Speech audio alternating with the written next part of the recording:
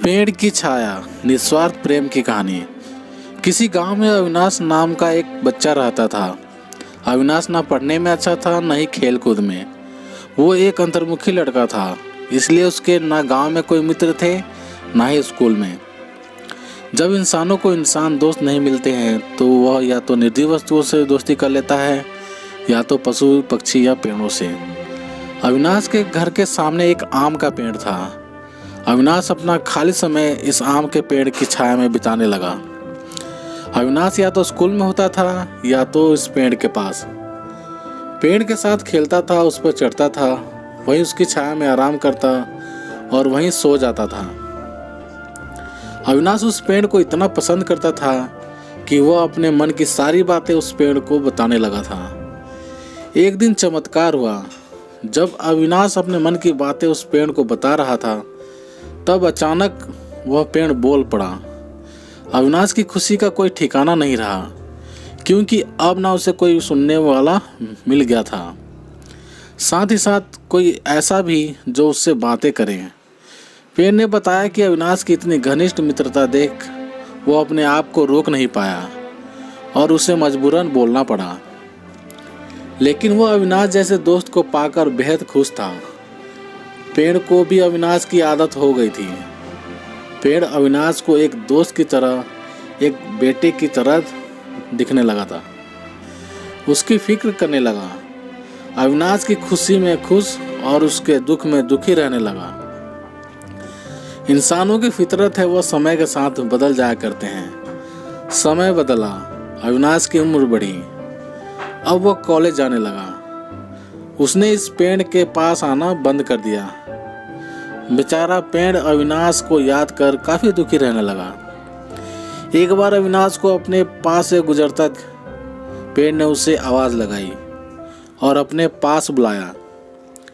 पेड़ ने अविनाश से कहा, आओ अविनाश, मेरे पास बैठो, कुछ बातें करते हैं। अविनाश ने कहा, नहीं, मेरे पास इतना वक्त नहीं है कि मैं तुम्हारे पास बैठ सकूं और बातें कर सकूं, क्योंकि अब मुझे कॉलेज जाना है और मुझे इस बात की भी टेंशन है कि कॉलेज की फीस कहाँ से लाऊं। अविनाश की बातें सुनकर और उसको टेंशन में देखकर पेड़ बोला, देखो, मेरे पास पैसे तो नहीं हैं, मगर हाँ, मेरे फल बेचकर तुम्हें कुछ मदद होती हो तो मेरे फल तोड़ कर ले जाओ। अविनाश को पेड़ का सुझाव पसंद आया। उसने तुरंत सारे आम तोड़ लिए और बाजार में बेचकर उसके अच्छे खासे पैसे कमाए। अपनी कॉलेज की फीस भर दी। अविनाश फिर से अपनी जिंदगी में बिजी हो गया और एक बार फिर से पेड़ अकेला हो गया। पेड़ हर दिन अविनाश का इंतजार करता, लेकिन 3-4 साल बीत गए, उसे अविनाश मिलने नहीं आया। फिर एक दिन अचानक अविनाश उसको उसके पुराने घर में आता हुआ दिख गया। अविनाश को देखकर काफी खुश हो गया। पेड़ ने अविनाश को अपने पास बुलाया और बोला, आओ अविनाश, मेरे पास बैठो, चलो कुछ बातें करते हैं। अविनाश ने पेड़ से कहा, मैं तुम्हारे साथ नहीं बैठ सकता, क्योंकि अब मेरी शादी हो गई है। हालांकि मुझे नौकरी मिल गई है, लेकिन अभी मेरी तनख्वाह इतनी अच्छी नहीं है कि मैं अपने इस पुराने घर को नया बना सकूं। मुझे काफ़ी चिंता है कि मैं अपनी पत्नी को कैसे इस पुराने घर में रखूंगा। अविनाश को चिंता में देख फिर से पेड़ का दिल पिघल गया। पेड़ ने अविनाश से कहा, तुम मेरी सारी डालियां काट कर अपने घर को नया बना लो, इससे तुम्हारी समस्या सुलझ जाएंगी। अविनाश ने पेड़ की सारी डालियां काट ली और बाजार में बेचकर उसके पैसे बना लिए। वो अपने पुराने घर को भाड़े पर देकर कहीं और रहने चला गया। पेड़ फिर से एक बार अकेला हो गया। पेड़ ने अब उम्मीद छोड़ दी थी कि कभी उसकी मुलाकात अविनाश से भी हो पाएगी या नहीं। पेड़ भी अब पूरी तरह से उजड़ चुका था। उसकी डालियां कटने के बाद ना उस पर फूल आए थे, ना पत्ते।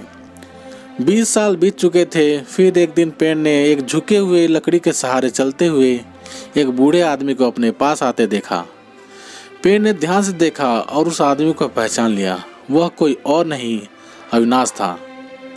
वह जब पेड़ के पास पहुंचा तो पेड़ ने उसे कहा, माफ़ करना दोस्त, अब मेरे पास तुम्हें देने के लिए कुछ भी नहीं है। अविनाश ने कहा, मुझे कुछ भी नहीं चाहिए और ना ही मेरी कोई इच्छाएं बची हैं। मुझे सिर्फ तुम्हारे पास बैठना है और तुमसे बातें करनी है। बूढ़ा अविनाश पेड़ से ऐसे चिपक गया जैसे उसे गले लगा रहा हो। जर्जर और उजाड़ हो गए उस आम के पेड़ पर नई उपले उग निकली। दोस्तों, यह कहानी बड़ी ही मार्मिक है। अगर पेड़ पौधे और जानवर बोलते होते तो बिल्कुल वह इस पेड़ की तरह होते हैं, सच्चे, वफादार और निस्वार्थ। चलो, यह तो कल्पना की बात है, लेकिन सोचो, हमारे बड़े बुजुर्ग, हमारे माँ बाप क्या इस पेड़ की तरह नहीं है? और कहीं ना कहीं हम उस अविनाश का किरदार तो नहीं निभा रहे हैं। तो चलिए दोस्तों, आशा करता हूँ ये कहानी आप सभी को पसंद आई होगी। यदि कहानी पसंद है तो लाइक करना, शेयर करना और चैनल पर नए हो तो सब्सक्राइब जरूर करना। चलिए दोस्तों, मिलते हैं आप सभी से एक और नई कहानी के साथ। तब तक के लिए जय हिंद, वंदे मातरम।